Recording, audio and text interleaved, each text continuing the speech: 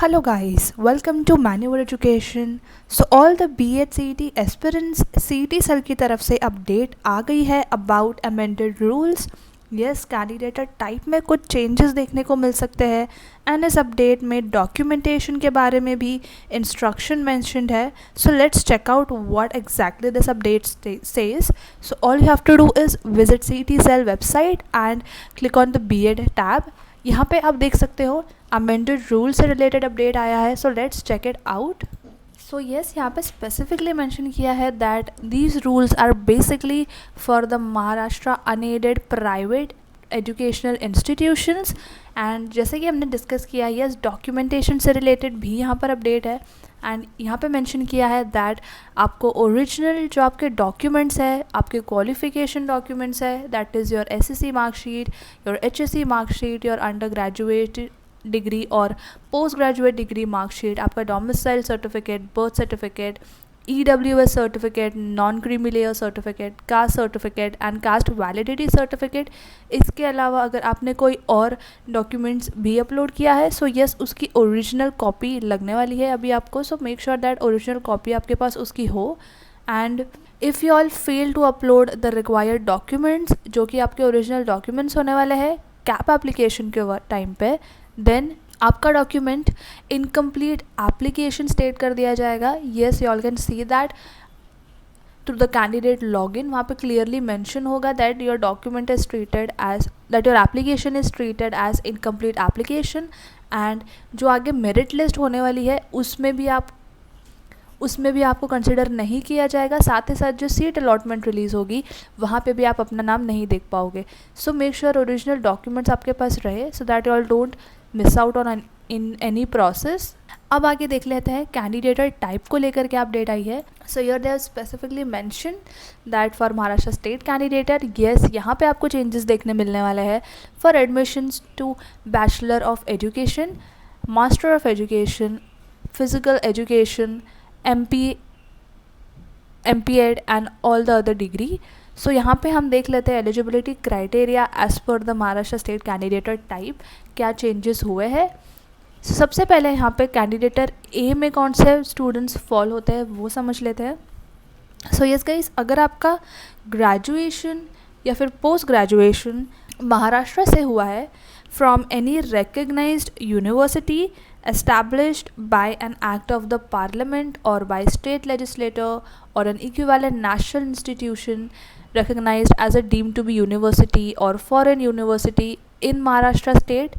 And यहाँ पे आप देख सकते हो और outside Maharashtra state, yes the OMS candidates outside Maharashtra states as the case may be recognized as an equivalent to the status of Indian university.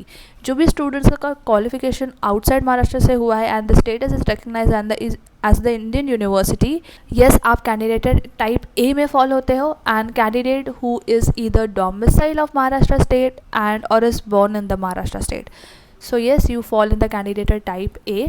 Next, for B, a candidate who fulfills the criteria mentioned in the clause 1 of type A, means if you are fulfilling this clause but does not fulfill the criteria mentioned in clause 2, if you all fail to fulfill this clause which states that you must be either a domicile of Maharashtra or born in Maharashtra, but your father or mother is a domicile in the state of Maharashtra and they have the domicile certificate. So yes, you fall in the candidature type B. अब ये सारे changes आपको provisional merit list के time पे देखने को मिल सकते हैं एंड फर्दर जो कैप एप्लीकेशन प्रोसेस होने वाला है आपको वहाँ पे ये कुछ चेंजेस देखने मिल सकता है. अब कैंडिडेटर टाइप सी में कौन से स्टूडेंट्स फॉल हो रहे हैं.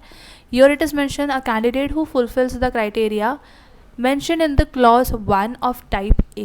Again, अगर आपका ग्रेजुएशन, आपकी एजुकेशन क्वालिफिकेशन महाराष्ट्र या आउटसाइड महाराष्ट्र स्टेट से हुई है but still your does not fulfil the clause 2 of type A and type A और B, but whose father or mother is an employee of government of India. अगर आपके parents Indian government के employ है और Government of India undertaking who has been posted and reported to the duty in the Maharashtra state before the last date of submitting the CAP application form. इसके लिए आपको schedule ध्यान से देखना होगा.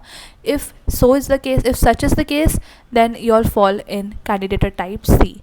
Next, for candidate type D, a candidate who fulfills the criteria mentioned in clause 1, which is this one, of type A, but does not fulfill criteria mentioned in clause 2 of type A, this one, which is a candidate who is either domicile of Maharashtra state or is born in Maharashtra, and type C as well, but whose father or mother is an employee or retired employee of Government of Maharashtra or Government of Maharashtra undertaking. यहाँ पे था that आपके parents government of India के employ होने चाहिए, then you'll fall in candidate type C, but here it is mentioned in type D that if your parents are government of Maharashtra employee, so then you'll fall in candidate type D अगर आप इनमें से किसी भी criteria को fulfil नहीं कर पा रहे हो तो, एक्सेप्ट कैंडिडेट टाइप ए में जो फर्स्ट क्लॉज दिया है. Next, for type E, candidate passing graduate degree or postgraduate degree examination or equivalent examination from recognized institution from a disputed Maharashtra Karnataka border area or from Maharashtra state and residing in the disputed Maharashtra Karnataka border and whose mother tongue is Marathi, then you all fall in candidate type E. So पहले जैसे candidate type segregate किए गए थे guys, उस पर हमने already video बनाया है, सो आप वो वीडियो चेकआउट कर सकते हो, उसमें इन डिटेल एक्सप्लेनेशन दी गई है. So yes, you can easily compare and notice the changes right here. And इसके अलावा जो 4 ईयर इंटीग्रेटेड कोर्सेज है उसको लेकर भी एलिजिबिलिटी क्राइटेरिया आउट किया गया है. सो यस, आप वो भी रीड आउट कर सकते हो एंड उसके रिलेटेड कुछ गाइडलाइंस भी दी गई है for the 4 year integrated course. So yes, those who are planning to go for the 4-year integrated course, you all have to read these guidelines out. And again यहाँ पे documents को लेके भी कुछ गाइडलाइंस दी गई है जैसे कि पहले हमने डिस्कस किया. सो यस, यहाँ पे डॉक्यूमेंटेशंस को लेके आपको काफ़ी स्टिक रहना है so that you all don't miss out on any process. So make sure documentation को लेके आप सॉर्टेड रहो, आपके पास सारे ओरिजिनल डॉक्यूमेंट्स रहे. And again here you all can see about the allocation of seats with in the sanction intake. So yes, unaided private professional education institution for B.Ed, M.Ed excluding the minority institution. So autonomous जितनी भी institution है 90% seat intake रहने वाली है and non autonomous 90% seat रहने वाली है. For all Indian seats 5% यहाँ पे रिजर्वेशन है, माइनॉरिटी कोटा यहाँ पे नहीं है. And for other NRI, PIO, OCI 5% यहाँ पे सीट रिजर्वेशन है. यहाँ पे अगेन हम देख लेते हैं that cap seats is equal to sanction intake. Here you can see कुछ symbols mentioned है ना, what these states. So if you all are seeing this dollar sign, that means Maharashtra seats is equal to cap seats, that is all India plus minority quota plus NRI, OCI plus foreign quota. So here you all can see यहाँ पे already दिया गया है. So कुछ ऐसे आप check कर सकते हो that what the states.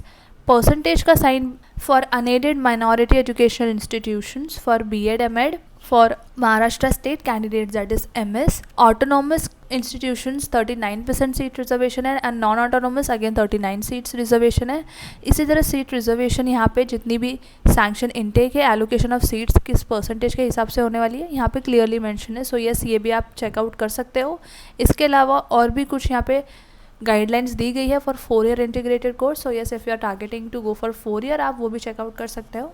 And 1 seat reserved for Jammu and Kashmir migrant candidates. This seat shall be filled by the competent authority as per the policy of Government of India. If the seats remain vacant, then it shall be filled through all India candidature. So yes, these are the updates. These are the few guidelines regarding the candidate type and seat allocation. So yes, make sure that इस PDF को 2 से 3 बार आप read out कर लो. And still if you are confused, you are not clear with this, with the update, you all can definitely call us. CAP round का number आपको description में मिल जाएगा. So yes, you can contact us, will help you out throughout the process, और else you can even comment in the comment section below, will see the comments as well. So yes guys, that was it about this update, and I hope this video was helpful. This was just a slight update about the candidate type and few documentation. So yes, if you're still confused, you all can definitely call us on the cap round number. We'll be happy to guide you, and stay connected with Manure B.Ed Entrance channel for more such latest updates. And if you're watching this video on Manure Education, make sure subscribe Manure B.Ed Entrance channel, because we will be coming up with more such updates as well. So yes guys, that was it from my side, and I hope this video was helpful. And yes guys, until then I will see you in the next upcoming video.